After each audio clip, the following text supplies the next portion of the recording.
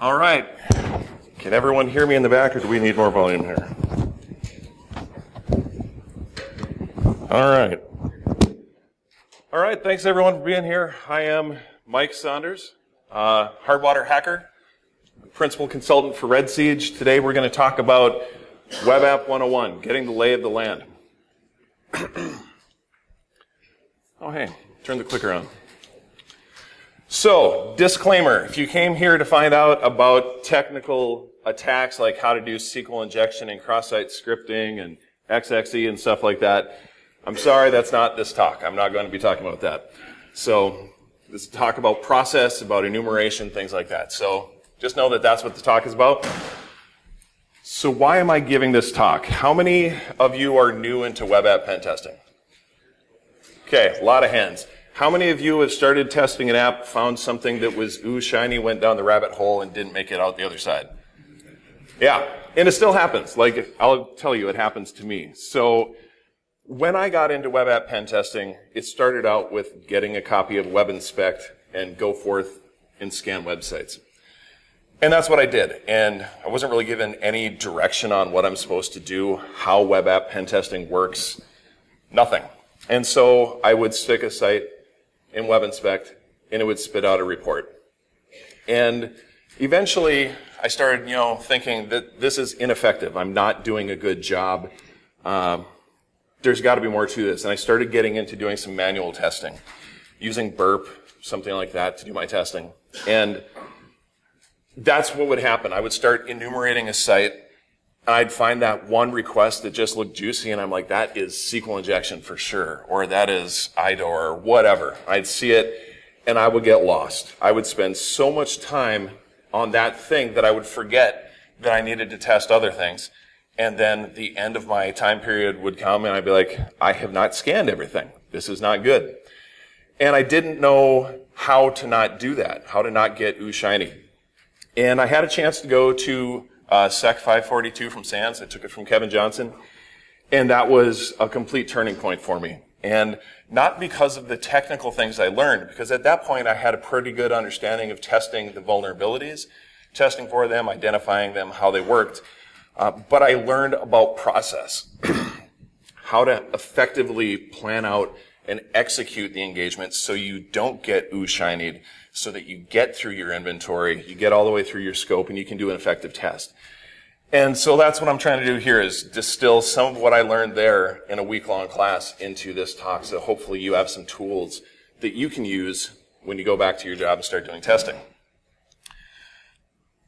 So, the first thing I want to talk to you about is scoping, and it is the single most important part of the test. It's the single most important part of the test because it informs the entire rest of the test. Reporting is almost as important as scoping, but I say it's a little bit behind because if you have a bad scope, you have not a good direction, you may not be testing everything you should, and therefore your report won't contain the things it should. So it's the most important step. And when we're in scoping, it's not just, this is your URL, these are your creds, this is the time you have. You need to talk to the client, you need to find out what's important to them. Why is this app important to them, and why are they awesome? So why is this app important to them, and why are they wanting this test, and what are they worried about happening? And it might not be SQL injection. It might not be cross-site scripting. It might not be stealing, data out of the application. It might be that they are really worried about users being able to influence other users and doing lateral privilege attacks. They may be worried about protecting admin accounts from user attacks. They may be worried about logic kinds of things, like the classic shopping cart vulnerability. You go search for a product, you add the product to your cart, you go to checkout, you provide your payment details and your shipping details, and then you go to the verification page and it says, great, you have your stuff. But this vulnerability did exist in websites many times, where you added something to your cart and you went to the verification page and the server said, well, if you're here, you should be here. Here's your stuff, and you never paid. So those logic kinds of vulnerabilities that no scanner is going to find, those are the kinds of things they may be worried about. So protecting sensitive resources and data, the back-end infrastructure, We have to find those things out from the client. And the unfortunate thing is sometimes they don't know. They have a regulatory requirement to do a test. They have someone said you have to have a test because their client said you need to have this thing tested. And that's all they know. So we might have to decide for them. And how do we do that? How do we do that on large apps, on really big apps, where in an ideal world, we would have all the time we needed to test the app thoroughly. It'd be great. Money wasn't an issue, time was an issue, we'd test everything. But that's not how the real world works. And the client may not have the budget for that. Either they don't have the budget of time. Oh, dang it. Is that it? Do you have a V8? Yeah, I don't drink. Oh, man. Oh. This is my third Derbycon talk. I've avoided this.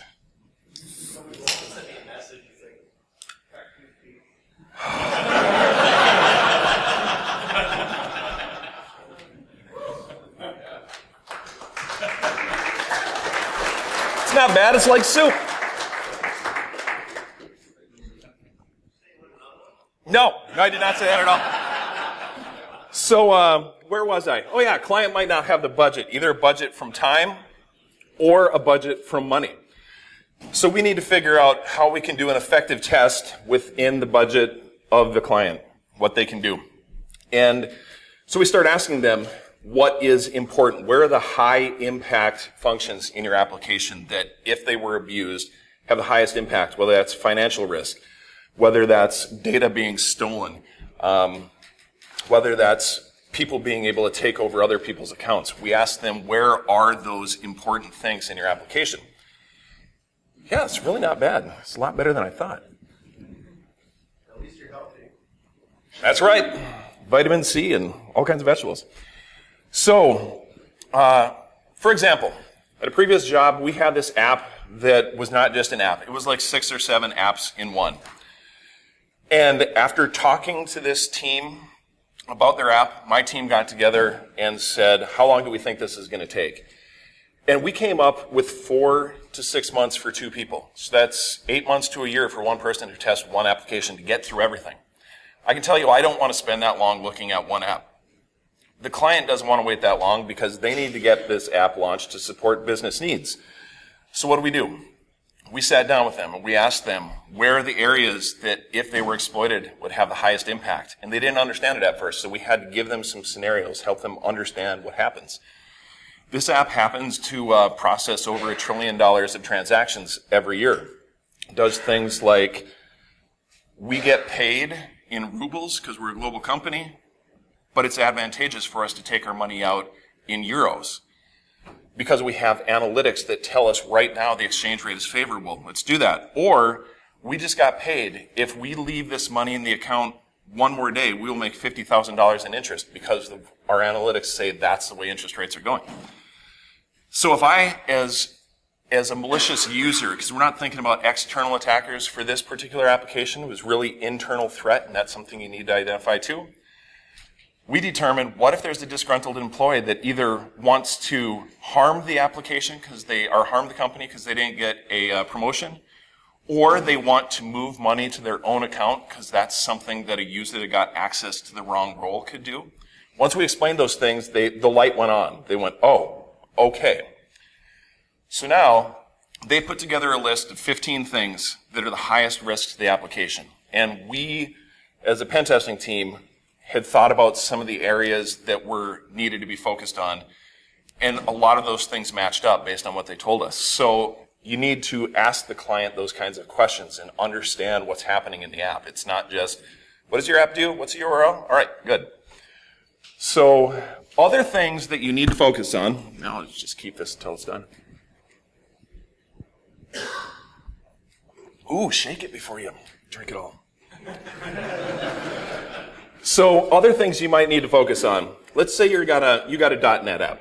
.NET has some pretty good protections for cross-site scripting and injection flaws. It's got good session management libraries. It's got good cross-site request forgery protections.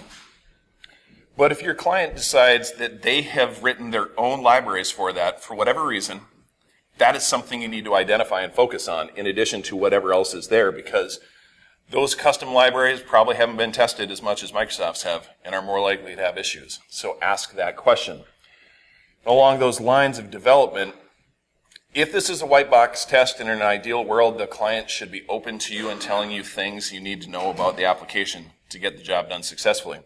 Ask if you can talk to the developers. Lots of times we have disparaging remarks about developers and think that they don't know what they're doing and they don't care about writing secure code, and that's not true at all. Every developer I have talked to cares about the application, cares about the code they write, but aren't given the resources to do the job they need. So they do the best they can.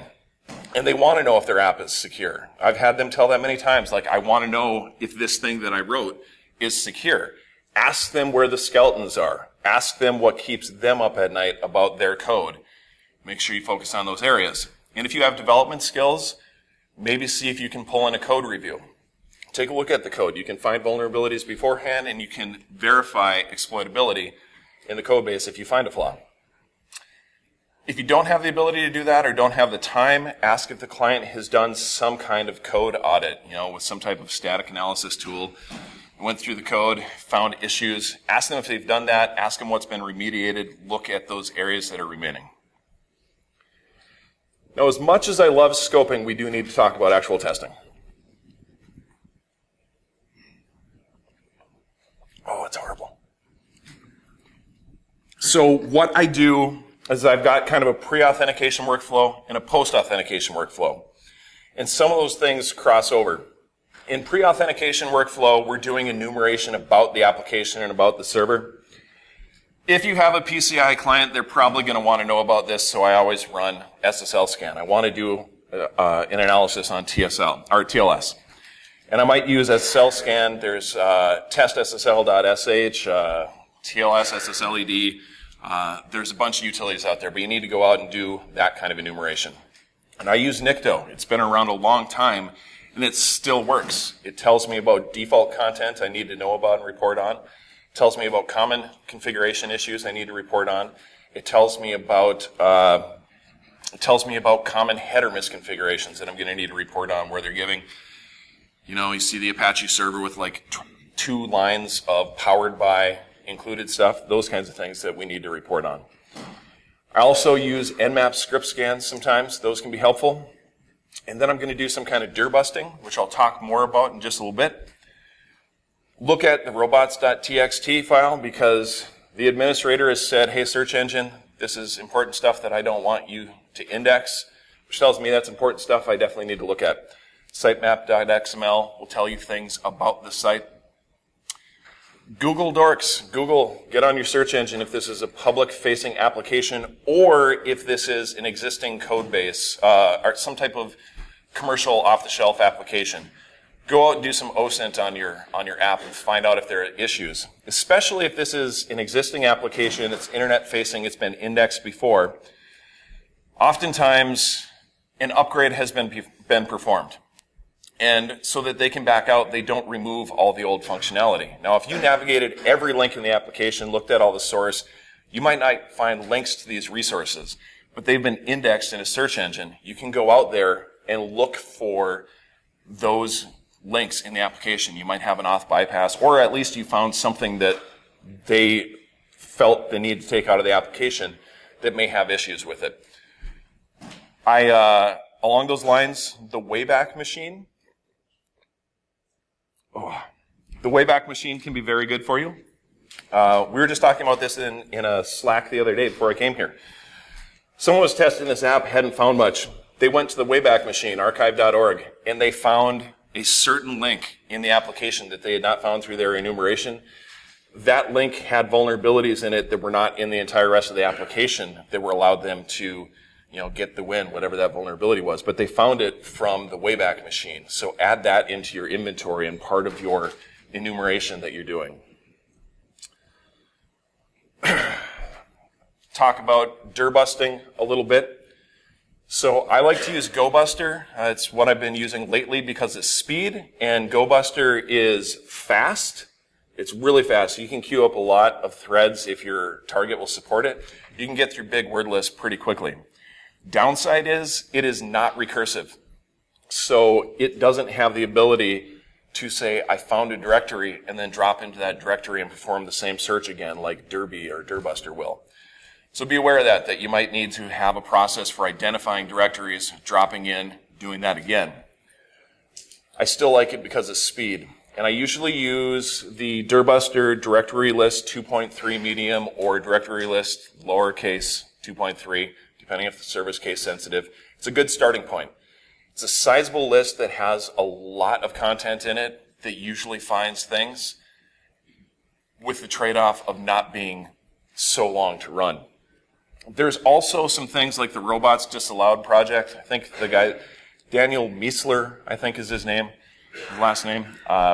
Daniel has this Robots Disallowed project on GitHub, where he went out and analyzed the Alexa top 1 million websites, pulled their robots.txt files down, and did an analysis. What are the most common entries in robots.txt? And so you can pull down lists of the top 100 or the top 1,000, the top 10,000 or whatever, and use those as a point for enumerating information in the application. And if I haven't made it clear, there are things you will find doing this enumeration that you may not find if you submitted every form, clicked on every link, and looked at all the responses coming back from the server, because they're just not linked within the application. But they're part of the application, maybe an admin console, whatever, that may have issues. So that's why we're trying to discover this content.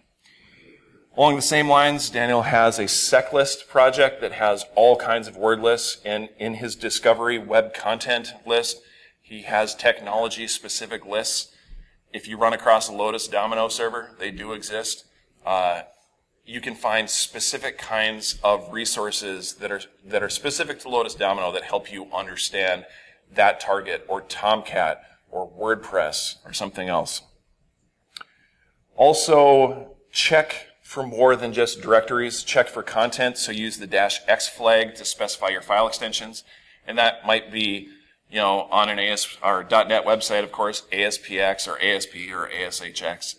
But we're also looking for things that are left around from troubleshooting, .log, from upgrades and installs, .sql, .text, .back. Those can be gold mines of information that might not be protected by any kinds of authentication. And if you can enumerate them, you can download them and get that information. So use -x to enumerate files. It's useful to get a picture of the website from different perspectives. So what does it look like on an iOS device versus Safari on Mac to IE on Windows? You can change your user agent string with -a, and you should also do that using your other testing in burp. You can programmatically change that and get different views. That's one thing you can do. And pay attention to status codes that you're getting back. I missed the first bullet, so I'll talk about that as well. Status codes you can tune with -s. So that means what status codes represent a positive hit, something that actually exists on the web server. On lots of kind of content management systems, they will wildcard any result for something not found with a 301 or a 302 to some common page. As a result, your dirbusting will think that every single thing it asked for exists on the server. So use -s to specify what status codes specify a positive hit. And so you'll take 301 or 302 out of the list. And now it can bypass that, get you some more effective enumeration. As well as status codes, like your error codes, like 401, 403, 500. 401, 403, it probably exists. It exists, but you can't have it, or at least not in this user context. 500, it exists. Something went wrong. Either the server screwed up or you didn't give the right information. Perhaps it's a request that can only be postable, and you try to get request. Or it's a request that doesn't have the right parameters. And so you need to do your discovery and collect parameter names and see if you can use those. You can also fuzz for parameter names and values using wfuzz. But that's an exercise I'll leave to you. It's outside the scope of this. Now, effective enumeration. Things that I do to make sure I have enumerated everything in the target. I don't run a crawler, any kind of automated scanner, anything like that until I make sure I have manually enumerated everything in the application. That means from unauthenticated, I click on every link I can. I find every link, every form I can submit. Then I log in as every user that I'm going to use in this test, and I click on every link and I submit every form and make sure that I've enumerated everything and I make note of the important, sensitive things. So, logout functions. It's definitely something we're going to want to exclude during our automated testing, because we don't want our scanner hitting the logout function and losing session stakes. The rest of the results are invalid. So we find that, and it might not be called logout. It might be called exit. It might be, who knows. Also things that modify and delete data. If you have a crawler that's going through and there are a bunch of pages that have this, you can delete this object. You do not want your crawler just arbitrarily deleting everything it can, because you don't know what impact that's going to have on your testing later down the road. So look for those functions, write them down, make sure that you have note of them, and exclude them from add them to your excluded scope in burp, or go specifically into like the scanner or the crawler tool, burp spider, and remove those, add those items to the list that says we're not going to scan this. And you need to work with the client to get good data. So this is part of your scoping again. This is a good data dictionary, and what I mean by that is, I said I need to submit every form. Well, if I have a 5-stage process where I have to look up something, and hopefully it returns a result, and then I interact with that result, I modify data about that thing, that I submit it back to the server. If I don't have good information in the first phase, I'll never discover the thing, so I can't go and manipulate it, so there's these other stages that I never tested. So you need a good word list, and somewhere down the line you're manipulating that object. If you don't know the right information to put in, you can't submit it for modification. That's what happened in that big app I was telling you about. Big financial application. I'm not a financial guy. I don't know what these terms mean. I can't just like search for a widget, because that's not how this app works. So what we had the client do was put together a script. Essentially, go to this page, click on this box, put this value in this form, uncheck this radio button, click next, do these other things, click next, until I had the full scope of that transaction. I've ran it from end to end. I've fully enumerated that. And I want to do that for everything in the application. That way I've got a good understanding. I've got a complete understanding. And then, and only then, will I do my automated crawl. I like to use the burp spider, so I'll use the burp spider. But I will only do that after I've removed everything from its scope that I think is dangerous. And I'll tell you why, based on experience. Back before I started doing app pen testing, my coworker was doing app pen testing. And there was an app that we got asked to test in production because, of course, there was no test instance. So we tested this app, and this app was kind of a bookmarking app, if you will. The developers had it. They could add a resource for information about themselves, and they could add more and link them together. And one of the things they could do was delete something if it was no longer applicable. Now, they knew that, we don't want the security guys deleting our app, because you would effectively delete the app if you followed all the delete links. So they said, we don't want them getting to that. So they edited the source code and commented out. And unlike the rest of the internet, where you should never read the comments section in web app pen testing, always read the comments section. Read the comments, because there's gold in there. This was commented out. A spider like Burp Spider does not care if something's commented out. It sees it, says that's a link I need to go and visit. I need to check that out, whether it's commented or not. So what happened when it visited that end delete equals true link? Deleted the resource. So within about 2 minutes of starting the test, now we did ask them, do you have a backup? They said yes. Then we asked them again, do you have a backup? Right before we started the test, they said yes. So we started the test. They knew we were starting the test. Within 2 minutes, someone's running down the hall screaming, stop, just stop everything. And the crawler had deleted the entire application. We asked if they had a backup. They said yes. Narrator, they did not. And there was virtually no application left. Now, part of that's on the security team. Part of that's on us, because we didn't go out and look for that and remove that. That wasn't part of our process. But from that point on, that's been part of my process, like what's going to happen. Because I don't want to repeat that on a client's site and then find out they don't have a backup.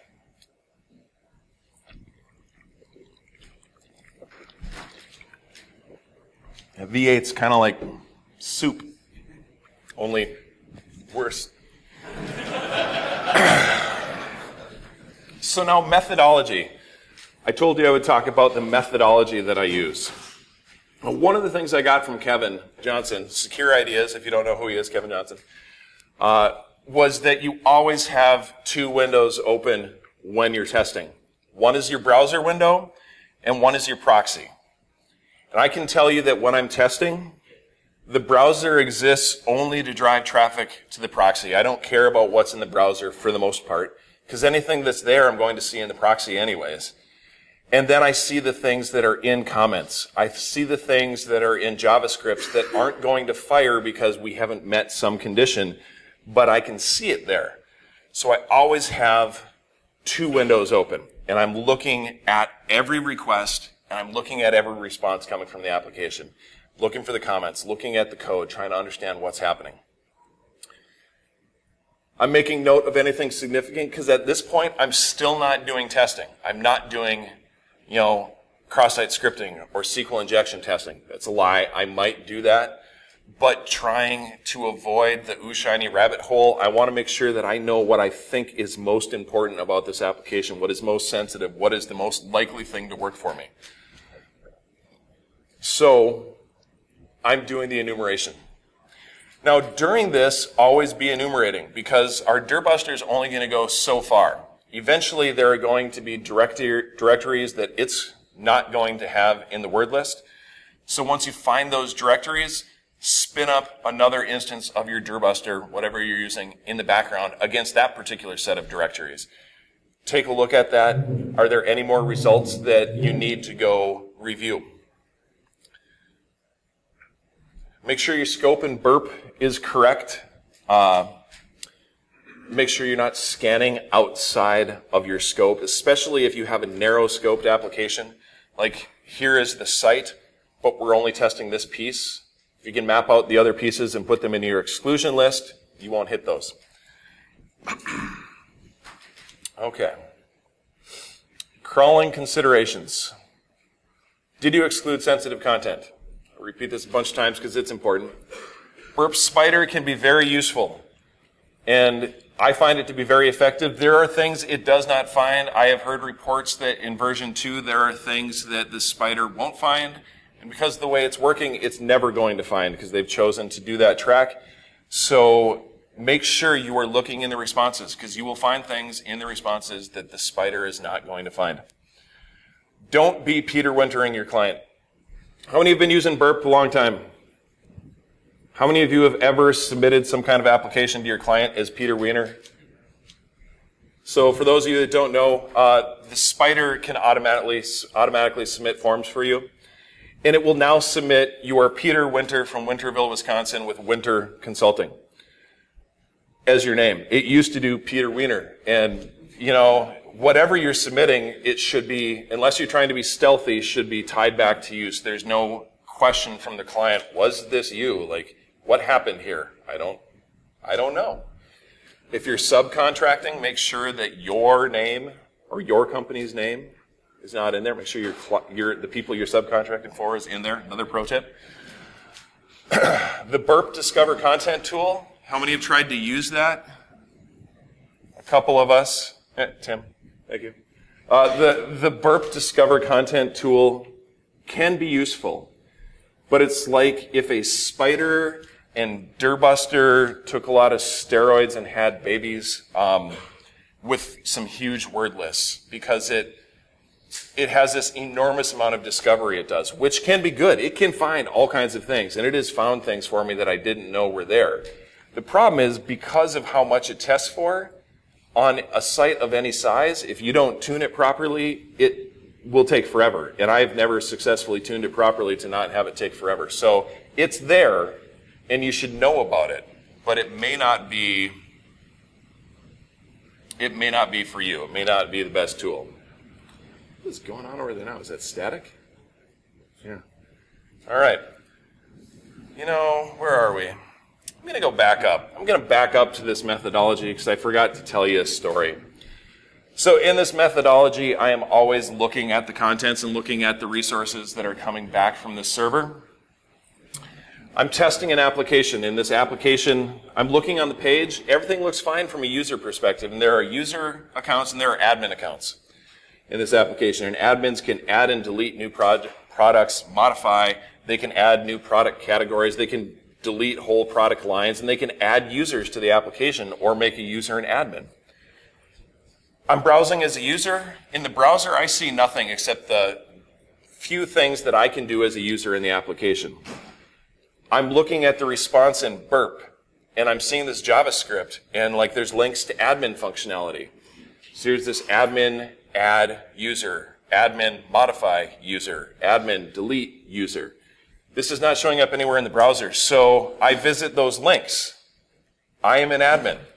That was the only protection was there was a piece of JavaScript that looked at a cookie that was set when you logged into the application. It wasn't admin equals true, but it might as well have been. So the cookie set up the user as an admin or a regular user, and then the JavaScript said, oh, you're an admin, here are your links.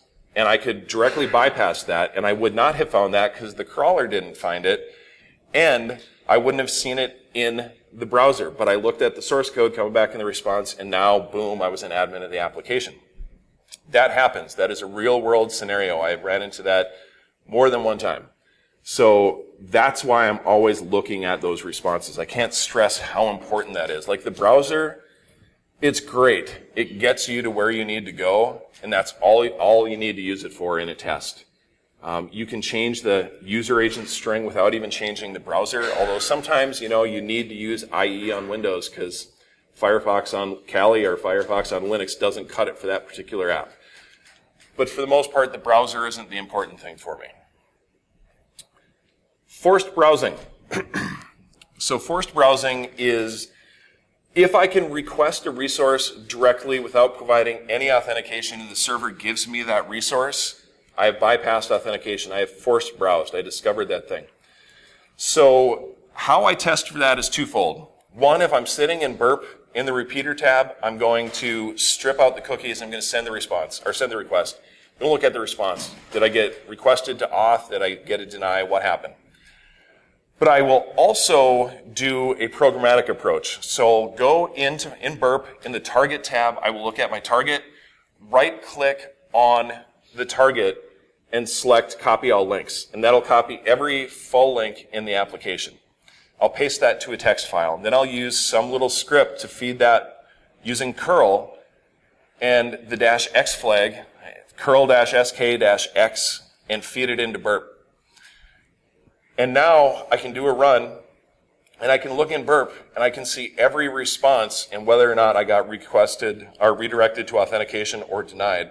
And if one of those things doesn't get denied, that might be forced browsing. It might just be a script that they give to anyone. But I use that to identify if there's any way of bypassing authentication in the application, and it happens very quickly. I don't have to manually test everything every time. Review the results in the proxy. On you go. So I have some tips and tricks, and I'm way ahead of time, so apparently I've been talking really fast. This tip is not from me. It is from Tim Tomes, Landmaster 53. He gave this talk last year. He gave a talk where he talked about these tips and tricks for making burp more useful and getting more out of using burp and pen testing in general. Go check out his talk because there is gold in there. There are some things he talked about that I've been testing a long time that I had no idea. Like this one, using the intruder to target specific parameters during testing.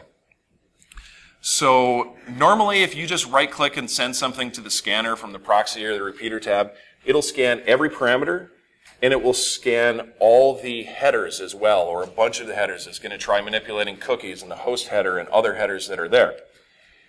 But sometimes that's not what you want to do. So you can do this. This is the intruder tab here. Wow, you can't see the laser pointer at all. But so we have the intruder tab, and I've got some parameters, and I only want to test admin and password. So I could use intruder to do a brute force against authentication. But in this case, I just want to test these two parameters. Right-click, actively scan defined insertion points. That'll send that request to the scanner, and it will only test the username and the password parameter that I've highlighted there. So that was a game changer. It's like, now I can do much more effective testing. Lots of times when you're manipulating cookies, you get logged out of the application. You don't want that. Sometimes you've already done that kind of stuff. You just want real targeted testing. The intruder can be used for that. Another tip, you can rename tabs in burp, or in repeater and in other burp applications. How many knew that? How many knew that before Tim gave that talk last year? All right, one person. All right. So not many people know that. It is magical.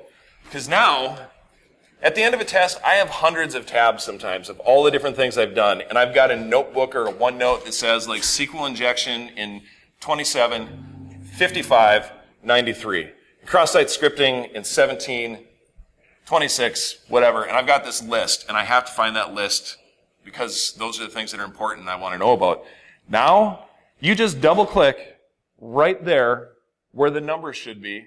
Tim found this by happy accident. He was trying to click the X he missed, and he's like, wait, there's a cursor there. And he realized he could type it in. And when I found that out, I'm telling you, it was magical. My mind was blown because I had wanted that functionality for so long, and it was there. So there's some magic in there. I don't know what else is there. This, double-click on the tab, and you can rename it. Tremendously useful for organization. In the intruder, or in burp in the proxy tab, you can use color coding to keep track of things. So whatever you choose to use it for, I don't use this a whole lot other than to maybe mark where login and logout requests are. I will use it to mark where certain significant events happened, and then I'll record that elsewhere as well. But you can just right-click, or not right-click, just single-click in the number column here. Single-click here, and you'll get this drop-down where you can add a color and use that for however you see fit. It's very useful for organization, and I don't do it enough. But I wish, I did at some times, and I wish I knew about it long before I did. Nested parameters. This is something that threw me off when I first encountered this. I hadn't encountered this until PeopleSoft applications, and now I realize that I've seen it a few times, and I probably didn't pay attention close enough. So this is standard intruder. We've got this request, and intruder has automatically highlighted the things it thinks are important that it needs to test. So these two cookie values and these two parameters, it highlighted those automatically. Now we have one parameter here, it's a regular parameter, true. We have this other parameter, it's highlighted everything, and it thinks that entire blob is one parameter. Except that's not one parameter, that's 9 parameters, 1, 2, 3, 4, 5, 6, 7, 8, 9, separated by URL encoded pipe characters. And manipulating any one of those has an impact on this application that I was testing. So now, because I know that I can use the intruder to do targeted testing of those parameters, I can clear the values, and I can say, I just want to test those 3 parts of this entire parameter. Burp otherwise has no way of knowing that that is a parameter. If you've ever tested JSON requests, so you see JSON, you've got just these gigantic blurb of things together, and sometimes Burp doesn't really know. Most time it knows, but sometimes it doesn't know what the parameters are. Or, again, targeted testing, you want to test just one particular thing. The intruder, target testing, nested parameters like this will give you that ability to test those specific things. Keeping state with macros. How many have ever written a macro to log in or grab CSRF tokens? How many have tried to do it and did it unsuccessfully? Okay, so how many of you really would like to know about it, but you look at that interface and be like, I'm out. This is too much. Let's be honest, I have done that. Okay, thank you. It is complex. It is sometimes difficult to understand and a little bit intimidating. You're like, what does this mean? I wrote a blog article about this, and you can find it on the Red Siege blog, blog.redsiege.com. Robin Wood, DigiNinja, wrote a blog about this. He's also written an application that you can actually download and test against for using macros. So mine talks more about like logging into an application. Robin's was about CSRF tokens, but the process is very similar. And you write a macro that determines the state of a page. So are you logged in or are you logged out? And now the tools that you apply that macro to, like say the scanner, every request the scanner sends, it'll check to see, am I logged in? And if it's logged out, you can have a macro that logs you back in so that your scan request is authenticated, which is what you want, because sending that request to the unauthenticated portion of the website probably doesn't help. Same thing with CSRF tokens. If you have something that's protected by CSRF tokens that you can't otherwise bypass, you can tell the scanner or whatever tool you're working with, load the page, grab the macro, and you can define exactly where that, or grab the CSRF token, exactly where that is on the page is you can define in multiple ways. And then use that CSRF token as the input for the next request when it's doing its actual scan test. So Robin's got a really good blog about doing that. DigiNinja, is that right? DigiNinja on the Twitters. Check out Robin's blog site because he's got content on that that's very helpful. I was helpful to me in understanding how this works. And getting comfortable with macros is kind of a level up in using burp. It's like that next step that makes things much more effective for you. I also used this to stay logged in when I was testing an app with SQL Map. The app got angry with some of the things I was doing with SQL Map, and it would be like, you've had enough, you logged out. So I just proxied everything through burp. And then I had a login macro that said, am I logged in? Nope, you just got logged out. Logs me back in, sends the burp request or the SQL Map request through, so I never got logged out. That worked. Final tip that I can give you, and I'm a little ahead of time, is read the Web Application Hacker's Handbook. I don't know how recently it's been updated. Mine is like the 2nd edition. I pulled it out before this talk, and some of the content is dated, but it is absolutely still relevant. The process of testing, the understanding how things are working, enumerating applications, it is still a very valuable resource. And if you can't pay the amount of money it takes to go to 542 at SANS, read that book, because that's what I did before I went to SANS, and that's when I realized I needed to go, and was fortunate to have an employer send me. So that's kind of the scoping and the methodology and the tips and tricks that I have used that have made me much more effective. And today, I don't get ooh-shinied down the rabbit hole that often. It does still happen. I've also become more aware of how much time it is, so I say, I'm going to work on this for a half hour, and if I don't get anywhere, I got to go. But it does happen, and you can prevent that by applying some discipline up front, knowing where you need to go with your scope, having a methodology and effective enumeration processes that get you all that through the entire process. As I said, Mike at redsiege.com, Hardwater Hacker on Twitter. Check out Red Siege InfoSec for our Twitter account and some of the blogs that come out of there. Red Siege has stickers. We are offensive. And this awesome, sometimes it's a helmet, sometimes it's a castle.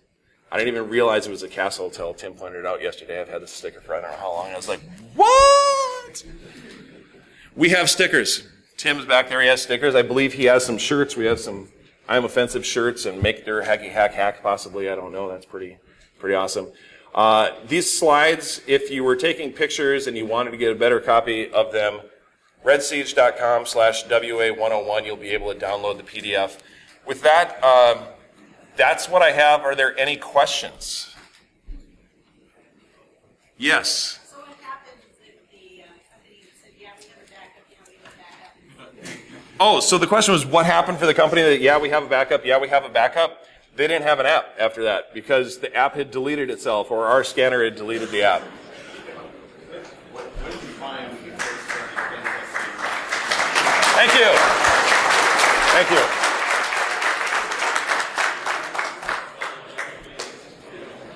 No?